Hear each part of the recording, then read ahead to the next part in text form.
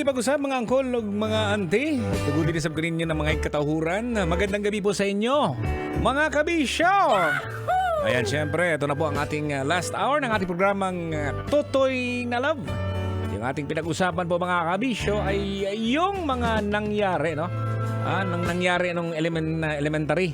Panahon ng mga masasaya at saka sa mga masalimuot na mga alaala po ng karamihan. Ayan. Siguro, or karamihan po sa atin siguro, no?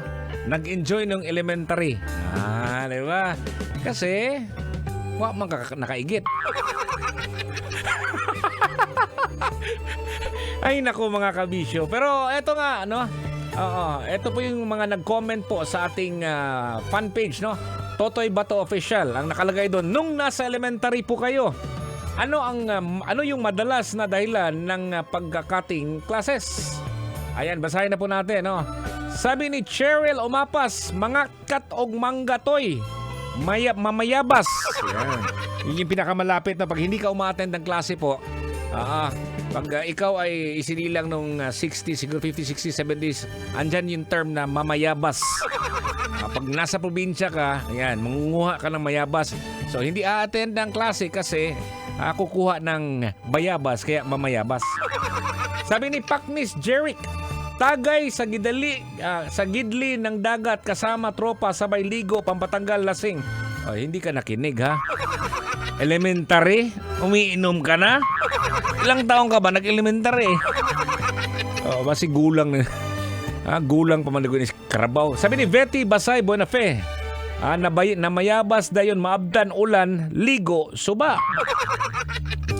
Meron dito, bibingo. Ayan, no? Gagamitin yung baon para magbingo. Sabi ni Reynaldo Kuwahaw, sa una call, cutting classes may kay mga ligo og suba.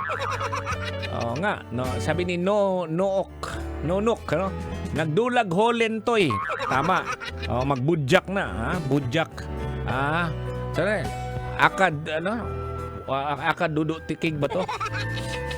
Sabi ni Hilario Misario, nguhag santol toy. Pag kumakain ka ng santol po mga kabisyo, ang kinakain mo lang, hindi kinakain, nilulunok yung yung liso. At ako natatakot doon kasi tutubo daw yung liso sa tiyan. Ay, nako. Neneng tita, hindi ko pa naranasan mag-cutting classes. Ayaw ko maiwan ng isang subject pag kakinabukasan wala akong alam na sa leksyon. Tama din naman. Ako hindi din ako ganun eh. Totoo 'yan. Yawards, Totoo, yawards talaga, no? Sabi ni Net Pandes, elementary hindi pa uso cutting class. Takot kay teacher kaya nag-jackstone na lang. Yun! Jackstone. Okay yung jackstone po mga kabisyo. Akala ko yung Chinese garter. Tapos doon sa may bandang dulo, nag-aabang yung mga lalaki. Siyempre, pag ikaw babae, nakasuot ka ng shorts. Pambihira naman to. Sabi ni Mary Jane Camposano Escobido, uso po talaga mamayabas bago umuwi bago umuwi galing school. Maganda ang batang 90s. Ako hindi nagkakating kasi hindi uso sa amin yung uso noon, mga gawaing bahay palagi bawal maglaro. Pero patago kami naglalaro kapag naalis magulang namin tsaka kami go maglaro. Oy, ganon yun, no? Walang panahon ng laro, no? Swerte yung mga pamangkin po natin ngayon kasi pwede na. They have this time for playing. Dati, hindi pwedeng maglaro. Dapat sa mga gawaing bahay. Oy, shout out sa ating mga batang 90s. Yawards talaga. Jovi Cruz, hindi ako nagka-cutting classes kasi takot ako sa teacher ko noon dahil bata pa ako. Iba noong college. Hehe, Brad. Tuplok na. Mangtas na. Magaling na sa mga kalokohan.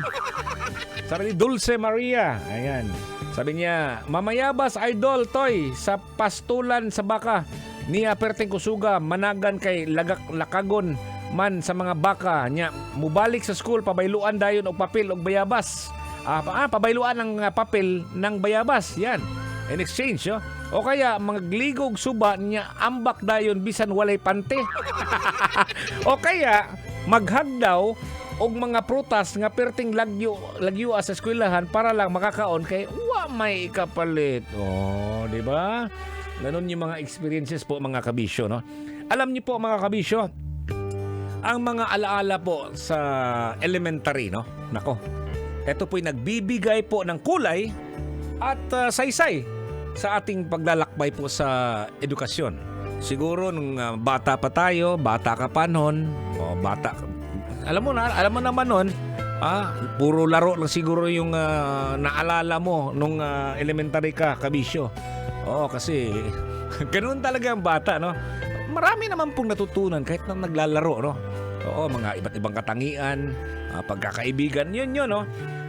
Yung elementary days po kasi mga kabisyo, yun yung panahon kung saan unang natutunan ang mga pangunahing aral at nailatag po doon ang pundasyon ng pagkatuto.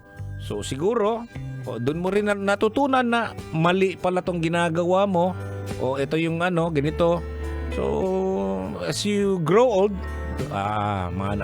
ganun yun. Now I know. Yeah. Awards, oh! Yeah, words talaga. Alam mo mga kabisyo, nung nasa elementary pa po tayo, ako aminin ko, takot talaga ako. Unang-una, takot ako kasi pag ipapatawag po yung aking mga magulang, ayokong ganun kasi isa ding guro yung aking mother at alam ko yun. Gustong-gusto ko pumunta sa school ng mother ko, isang public school teacher, grade 5. Grade 4 pa dati siguro. Bubuksan ko na yung table niya at marami akong mga nakikita doon. Yung mga na-embargo. Yung mga laruan, mga takyan, tirador. Ayan, marami pa akong laruan mga ganon. Kasi embargo ng magulang ko, ng mama ko. Pero hindi ko dinadala sa school kasi baka makita ng may-ari. Doon lang sa bahay. Ay nako, marami pong mga naaalala po natin, no? Dito po sa programa po natin. Gabi-gabi po yan, 9 p.m. hanggang 12 midnight, Mondays to Fridays, no?